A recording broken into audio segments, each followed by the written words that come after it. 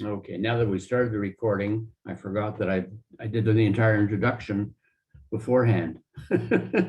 So I'm just going to go through it very quickly, simply to say that we have Chad Polito here, who is a major gifts officer at the Shriners Hospital for Children here in Canada. He's a member of the Association of Fundraising Professionals and holds a master's degree in nonprofit management from Regis University. He has served on the board of directors for various nonprofits, including the Maison des jeunes in Saint-Laurent and the Anglo Family Council in Verdun. With that, Chad, I'll have you take over. The floor is yours.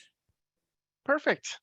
Thanks so much for the invitation. It's a pleasure to be able to come and share a little bit with you today.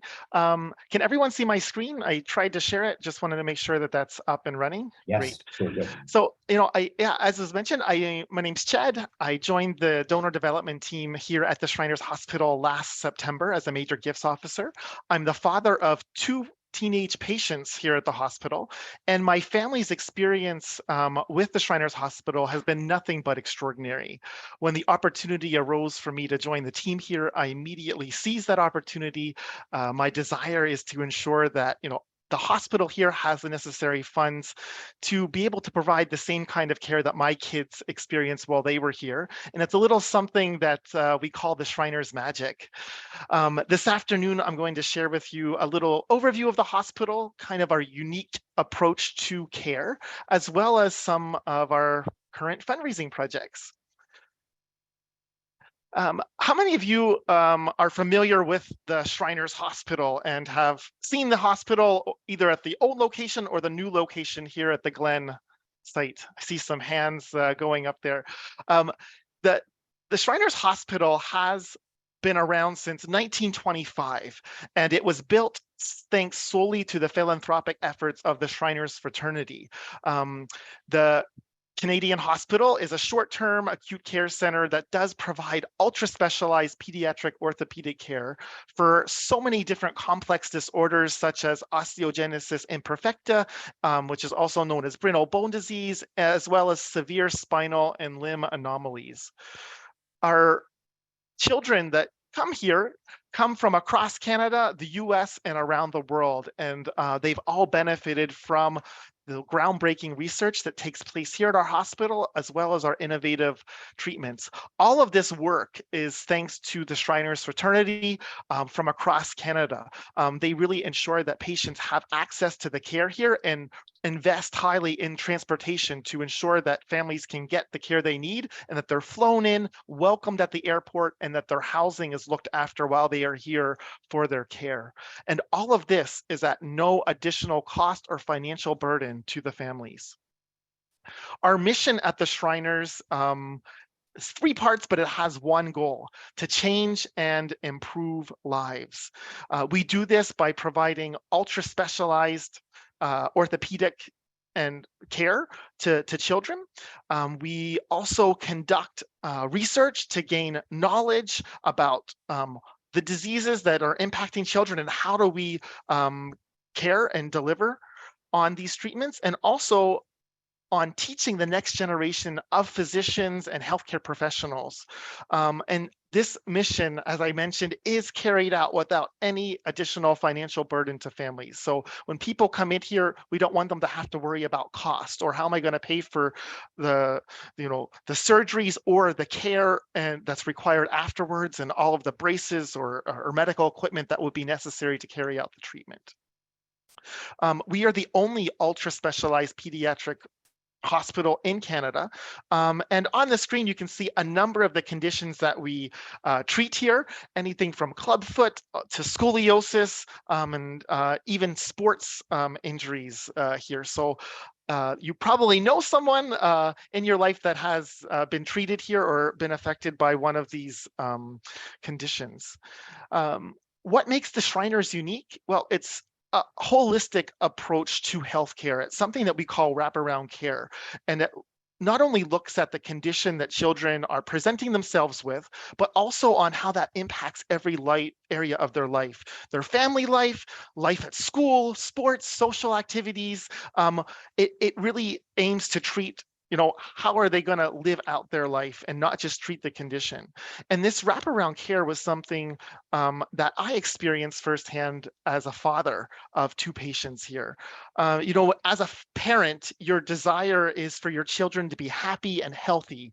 And when our pediatrician noticed a curvature of the spine in our oldest son, we began to worry and we're like, okay, what's this mean? They said, don't worry, we're sending you to the top experts in the field. Off you go to the Shriners Hospital. As a kid growing up, I grew up in Pennsylvania in the US, and the Shriners were known for their little cars and clowns and the annual circus. And I didn't know a whole lot about the hospital. So this was my first experience coming in and seeing, okay, what is it that they actually do here at the hospital? And their attentiveness to my son's need was apparent from the first hello at the welcome desk, going through a series of scans and then confirming his diagnosis of scoliosis. Getting this diagnosis as a teenager was a bit devastating for him, as he thought his entire future of playing sports would be impacted. The pain levels that he was experiencing were getting more and more severe and began to impact daily life. So sitting at his desk at school, wearing his backpack, sports, different movements, he noticed was significantly increasing his pain levels. They went through something here called a patient conference, which was very different from anything that I'd experienced in the past. They brought together doctors, nurses, physios, social workers, and a whole realm of healthcare professionals sitting around a table to kind of look at what he was presenting with, and then to develop a customized treatment plan that would help him achieve his goals. He followed through on a rigorous physiotherapy plan, and he learned how to manage life with scoliosis. He's now in his first year at Dawson College and was able to play his entire rugby season fully without any restrictions. And all of this was thanks to the Shriners Hospital. My youngest son is 14. He experienced he got a big growth spurt, and we noticed his chest was starting to grow outwards. And we're like, this doesn't seem normal. So we booked an appointment with the pediatrician, and they said, you know what? We know who can help. Off to the Shriners you go again. So we went to the Shriners Hospital, and again, this time we knew, okay, we don't have anything to worry about. He's going to get the care he needs. We met with Dr. Wasanji, and they quickly diagnosed him with pectus. It's a pigeon chest, so his chest was just growing outward because his body grew too quickly during the growth spurt. But they fitted him for a brace, and he needed to wear that for 24 hours a day, 7 days a week, for about 6 months. He recently just finished the treatment. And it was incredible to see the progress that was made with each checkup. They would tighten it each time and take the measurements. And it was so encouraging to see the progress that was being made. And his now, after 5 straight months of wearing that, he no longer needs to wear the brace, and his chest is back to normal. And all of that is thanks to the Shriners Hospital. What does our impact look like overall? Last year, we saw nearly 24,000 patients in our clinics, and our team performed over just 1,200 ultra-specialized surgeries. We also have many physiotherapy appointments and occupational therapy appointments. That was over 10,000 visits, and we had just over 6,000 new referrals to our hospital. I want to take you on a little quick tour of the hospital. As you can see here on the screen, when patients arrive, they're greeted with a smile, and then they head over into our outpatient clinic where our medical imaging center is located. And it's set up as a hockey rink. You'll notice the Montreal Canadian colors there in the lobby, and it's a really fun kind of atmosphere. We have 16 exam rooms on this floor, each allowing for 4 specialists to see patients at the same time. So on any given day, you can have scoliosis clinic, a leg length discrepancy clinic, as well as cerebral palsy clinic going on all at the same time. We also have a medical day center where kids can receive hour-long treatments of IVs for things that can help strengthen their bones and make them stronger and less fragile. We have 4 operating rooms that offer different, that are designed for specific surgeries. And following surgeries, we have 22 state-of-the-art rooms with private bathrooms. This is a picture of one of our rooms, and as you can see, it's bright. There's lots of artwork. It's spacious. The lighting in these rooms is really cool. It can be adjusted to the sun, the moon at night, and it's really designed to help kids be comfortable. One of the interesting things is that there's a day bed in the room, and parents can also stay in the room with their kids while they're undergoing their recovery. We have a rehab department, an occupational and physical therapy department that really sets up a treatment and plan that will help maximize each kid's capacity and independence. And in order to ensure a smooth transition when patients return home, our therapists provide all of the equipment and exercises that are designed for their specific needs. So they can leave with walkers, specialized car seats, and wheelchairs. And again, all of this equipment is provided without any additional burden to the families. We strive to transform children's lives by providing exceptional healthcare through high quality and innovative research. One of the things that you might not know is that we have an entire floor at our hospital that is dedicated entirely to research. And I wanted to share a little bit about this research today. One of the breakthroughs that we had here at the hospital was in the area of treating osteogenesis imperfecta, or brittle bone disease. Dr. Fassier invented the Fassier-Duval rods, and the picture you see on your screen on the left is a picture of these rods. And what exactly are they? They are something like TV antennas that can extend. I don't know if you remember those bunny ear antennas back in the day that could pick up signals, or selfie sticks nowadays that are used to take pictures, but it's a telescopic rod that can be inserted to reinforce the bones, and it's designed to extend as the child grows.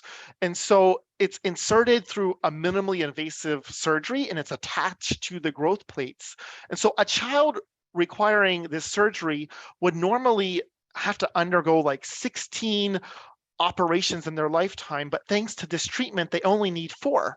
And so it's much less invasive, much better on the child and the patient, and it is something that is now the gold standard of care and is used in more than 56 countries worldwide. One of the interesting things is that Dr. Fassier, he gave up his royalties on this invention so that children and countries around the world could have access to this life-changing device. Another thing that was developed and discovered at our hospital was biophosphonate treatments that are used to strengthen bones and reduce fractures. Earlier, I showed you the outpatient or the day center where children come in and they receive the intravenous injections of biophosphonate. And this was something that was discovered here thanks to our research, and it's now used worldwide to help kids with brittle bone disease strengthen those bones so they're not breaking as often. Another thing that we have here at the hospital is nursing research. And nursing research is trying to find ways that can directly impact patient care on the floor. And one of the things that they've been working with that I'll share with you today is virtual reality. Now, virtual reality is being used in our hospital to help reduce anxiety and pain that children experience when undergoing medical procedures. On the screen there, you see someone that's getting ready to be pricked. As you can imagine, when a child comes in and they're getting ready to have an IV inserted, whether they're having a blood work done or getting ready for surgery, when they see these like long needles and things coming at them, it can be overwhelming and not as easy for the nurses to get the IVs in, and rather than medicating and giving a lot of medication to the kids, they've discovered that if you put on these virtual reality goggles, there's some games that are going on inside. There's balloons, and they're distracted and taken in and playing the games, and it allows the medical professionals to insert that IV or give the medicine that is needed. And the children that undergo this report, they don't feel the pain, they're not as anxious, and it really has been something that has revolutionized care in our hospital. We're looking at rolling this out. We've undergone some pilot testing of this and rolling this out hospital-wide. Whoops, my slides are going very fast.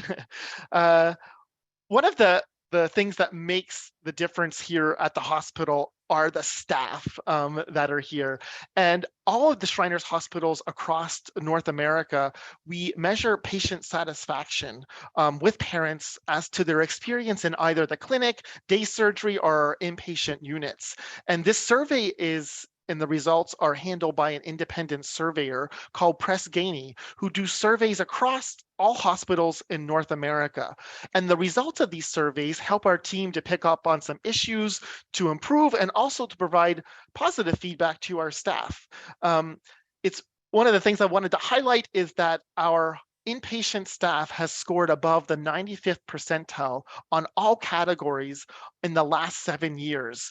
And we won the prestigious Guardian of Excellence Award. And we're also the only inpatient unit to be recognized for the 3rd time in a row with the Pinnacle of Excellence Award. This means that according to our parents, our inpatient unit remains in the top 5% of all hospitals in North America.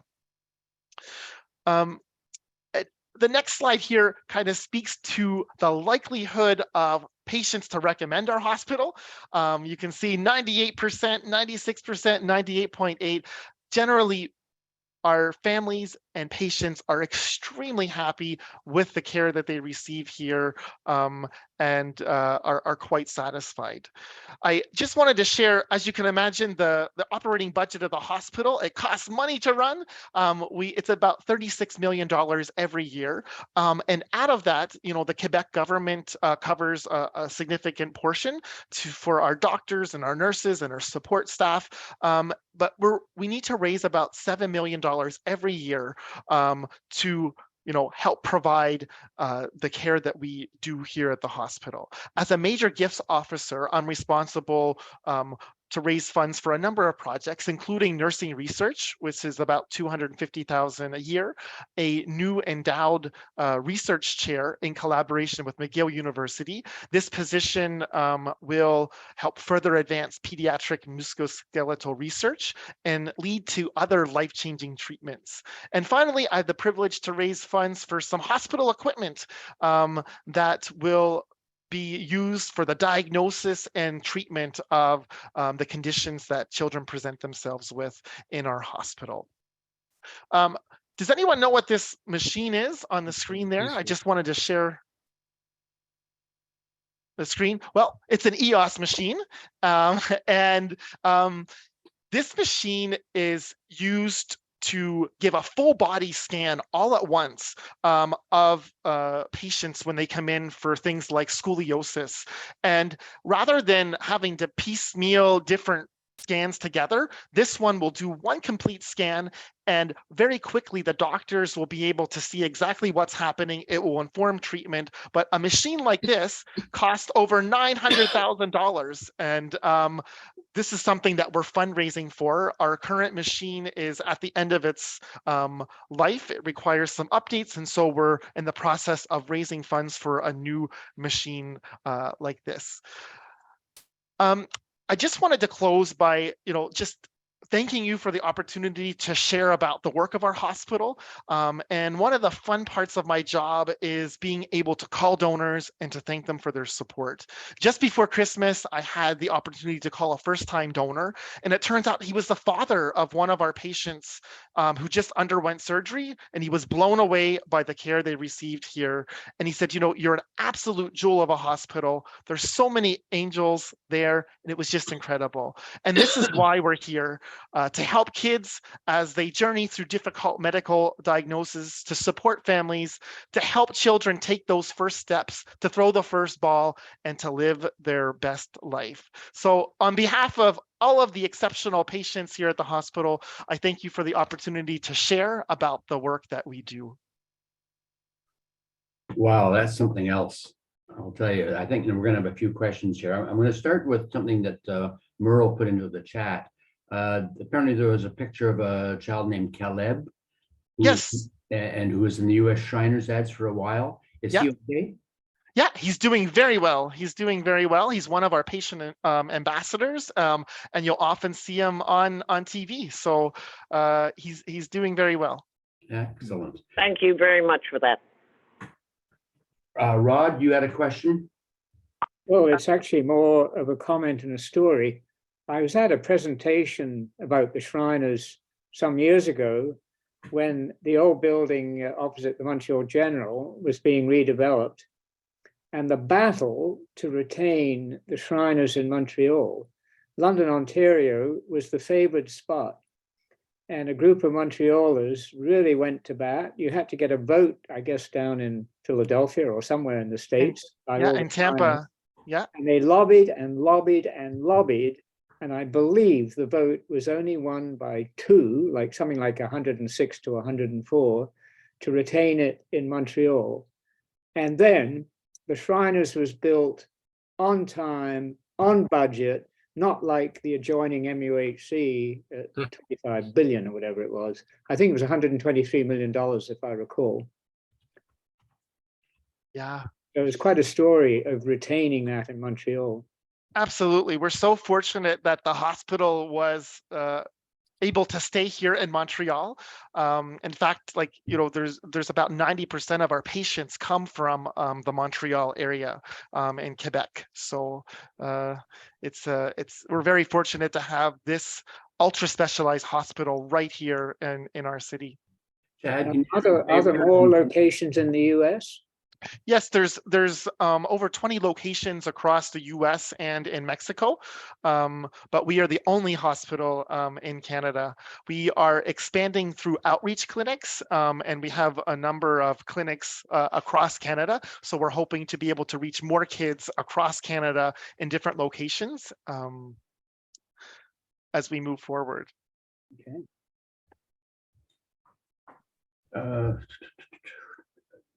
Is it possible to get tours of the hospital, Chad?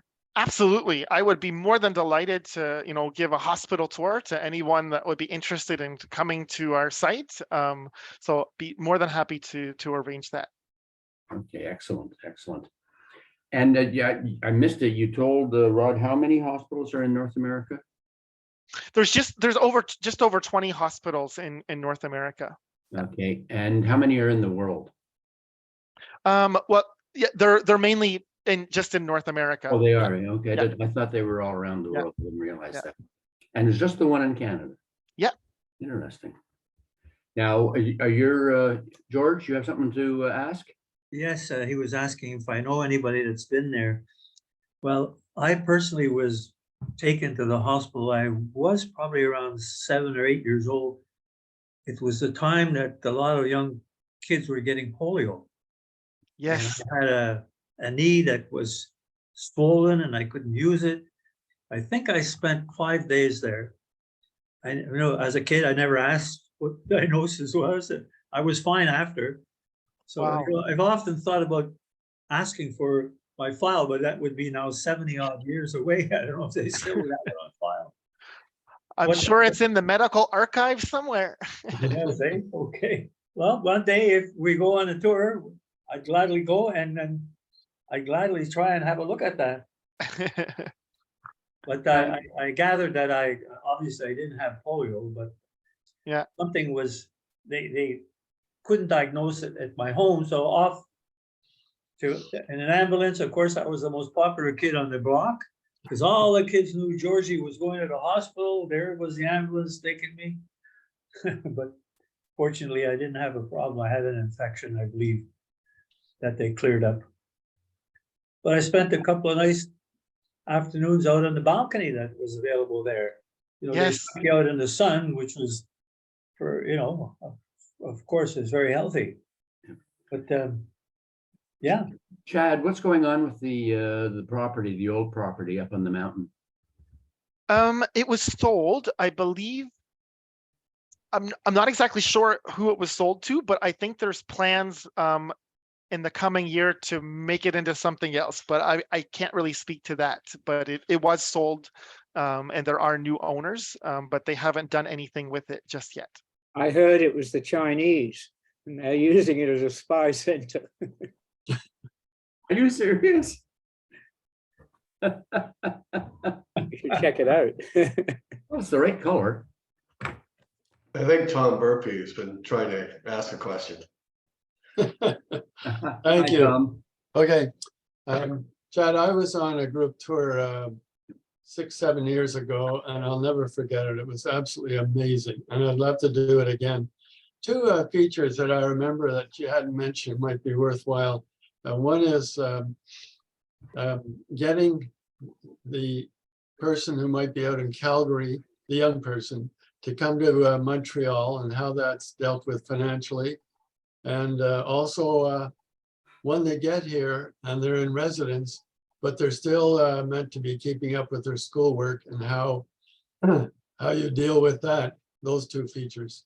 Those are great, great questions. We have a transportation and housing coordinator here at the hospital that coordinates all of the visits and the stays. We have a partnership with a hotel here in Montreal, and families that come from out of town, they're often sponsored by a Shriners, a Shrine Centre from across Canada, and that looks after their flights to Montreal, their stay while they're here, and then ensures they get flown back as well. While kids are here, we have a child life department, and they ensure that kids are kept up on their schooling. We have 2 teachers that are on staff here at the hospital that follow the curriculum. We have one that focuses more on the French language and one more English, and they follow the assignments that the kids are given and ensure that they're not falling behind in their studies. So that is, it's a great department and an essential part of the care that we provide here. So thanks so much for that question. Anybody else waving their hands there? We're gonna have a course on how to use Zoom and how to raise your hand virtually. We'll leave that one for another day. Chad, in terms of your position, you're basically going after the big corporate donors. Is that the idea, or?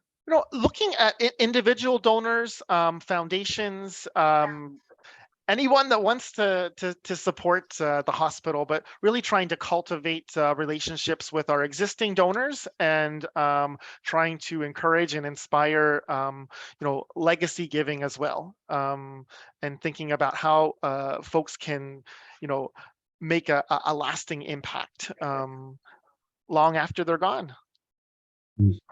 Excellent. Anybody else have questions? Just a quick personal question. Shriner's turban. What's that, Rod? Sorry. Why isn't Chad wearing the Shriner's turban? The fez is only allowed to be worn by Shriners. I'm not a Shriner. You have to be a Mason and then a Shriner. Yeah, that's. I do have a little fezzy pin on, the hospital mascot here.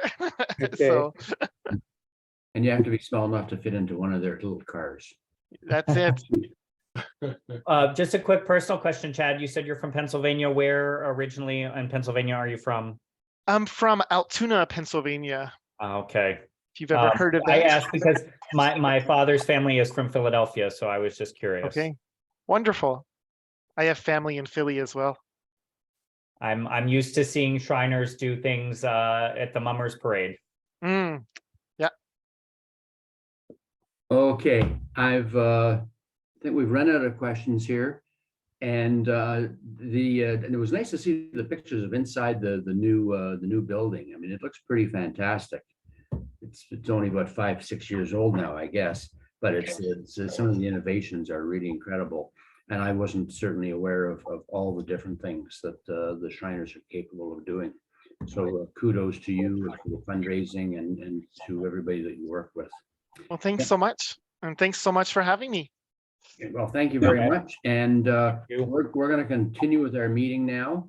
And if you are so inclined, you may stay. Otherwise, as I said, I would advise that you go and get your lunch.